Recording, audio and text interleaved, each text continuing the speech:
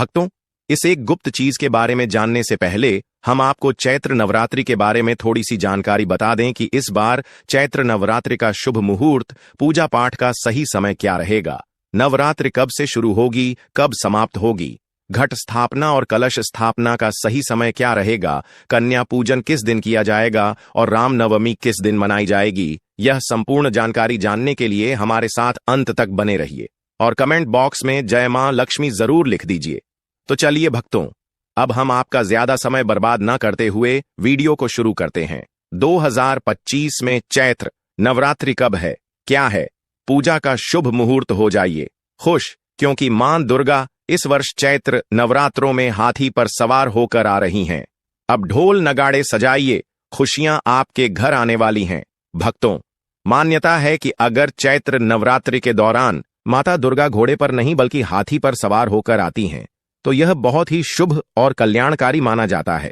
कहा जाता है कि इससे जीवन सुखमय हो जाता है, पूजा पाठ का भरपूर लाभ भक्तों को मिलता है और मन को सुकून मिलता है। माता वैष्णो देवी अपने भक्तों पर अपार कृपा बरसाती हैं। इस बार नवरात्रि पूरे 8 दिनों तक चलेगी, यानी ना एक दिन कम ना एक दिन ज्यादा। इन 8 दिनों तक माता रानी की विशेष पूजा अर्चना की जाएगी। खास तौर पर माता शेरावाली की भक्ति का विशेष महत्व रहेगा। चैत्र नवरात्रि का पहला व्रत 30 मार्च रविवार को रखा जाएगा और अंतिम व्रत 6 अप्रैल रविवार को होगा। इसी दिन कन्या पूजन भी किया जाएगा और नवरात्रि का समापन होगा। भक्तों, अगर घट स्थापना के शुभ मुहूर्त की बात करें तो 30 मार्च को सुबह 6:13 से लेकर 10:22 तक रहेगा। वहीं दूसरा कलश स्थापना का समय अभिजीत मुहूर्त दोपहर 12:01 से 12:50 तक रहेगा। इस समय आप अपनी पूजा पाठ और घट स्थापना कर सकते हैं। इस बार नवरात्रि के 8 दिनों में 31 मार्च को 2 व्रत एक साथ पड़ रहे हैं, यानी कि मां ब्रह्मचारिणी और मां चंद्रघंटा की पूजा एक ही दिन होगी। ऐसे में यह नवरात्रि 8 दिन की होगी। भक्तों, पूज्य गुरुजी कहते हैं कि नवरात्रों में घर में कुछ चीजें लाने से माता रानी अत्यंत प्रसन्न होती हैं और अपने भक्तों की सभी मनोकामनाएं पूरी करती हैं। कहा जाता है कि यदि आप नवरात्रि में इन विशेष चीजों को घर में लाकर रखते हैं तो मां जगदंबा स्वयं आपके घर की रक्षा करती हैं और दरिद्रता दूर होती है। जो निर्धन है वह भी इस चैत्र नवरात्रि पर समृद्धि पा सकता है। इसीलिए इस चैत्र नवरात्रों के दौरान भक्ति और श्रद्धा से माता की आराधना करें और उनकी कृपा प्राप्त करें। भक्तों, आगे बढ़ने से पहले अगर आप भी चाहते हैं कि माता लक्ष्मी का आशीर्वाद आपके ऊपर सदैव बना रहे, भक्तों, मैं हमेशा कहता हूं कि नवरात्रि के दौरान माता रानी की सेविका हमारे घर के द्वार पर आकर देखती हैं कि हम कितनी श्रद्धा और भक्ति से पूजा कर रहे हैं, कितना पाठ कर रहे हैं और किस प्रकार का भोग माता रानी के लिए अर्पित कर रहे हैं। साथ ही यह भी देखती हैं कि हम माता को प्रसन्न करने के लिए कौन सी विशेष चीजें अपने घर में ला रहे हैं। यह सारी जानकारी माता रानी तक पहुंचती है। आपने देखा होगा कि गांवों और शहरों में जहां प्रमुख मंदिर होते हैं, लोग सामूहिक रूप से माता की मूर्ति स्थापित करते हैं और इन सेविकाओं का काम होता है पूरे इलाके में घूमकर यह देखना कि कौन किस श्रद्धा से पूजा कर रहा है, कौन कौन व्यक्ति भक्ति के साथ कृत्य कर रहा है। इसके बाद नवरात्रि के समापन से पहले माता रानी हमारे द्वारा किए गए कार्यों और भक्ति के आधार पर हमें आशीर्वाद देती हैं और हमें ज्ञान प्रदान करती हैं।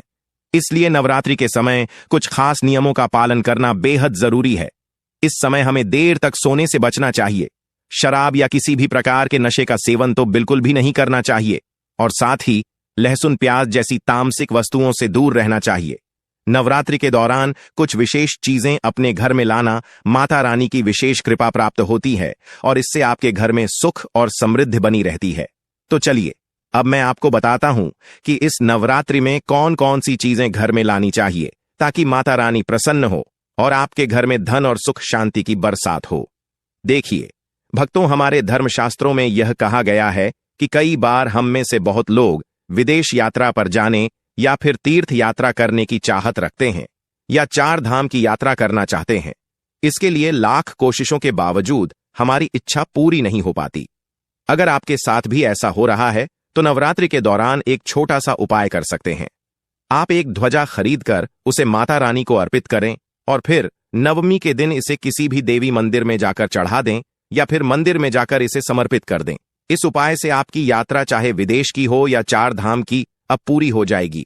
जो यात्रा बार बार रुक रही थी अब वह संपन्न हो जाएगी और आपके सभी रास्ते खुल जाएंगे। अब बात करते हैं आर्थिक संकट से मुक्ति पाने की। बहुत से लोग मुझसे पूछते हैं कि धनवान बनने के लिए क्या करना चाहिए। तो नवरात्रि के इस पावन समय में अगर आप आर्थिक परेशानियों से निजात पाना चाहते हैं तो चांदी की कोई भी सामग्री लेकर उसे माता रानी को समर्पित करें।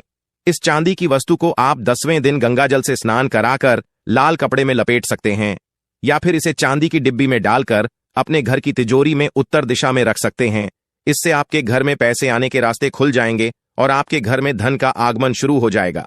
ऐसे ही इस उपाय से दरिद्र व्यक्ति भी धनवान बन सकता है।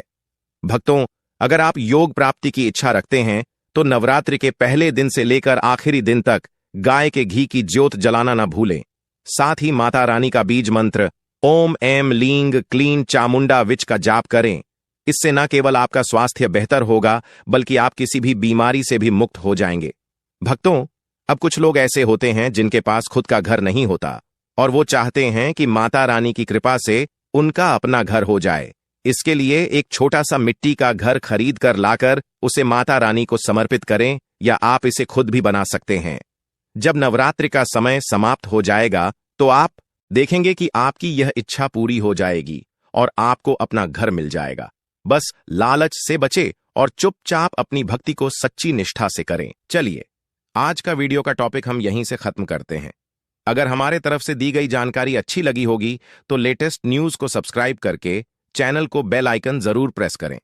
चलिए, आज के लिए इतना ही। मिलते हैं किसी नेक्स्ट वीडियो में। तब तक के लिए जय हिंद।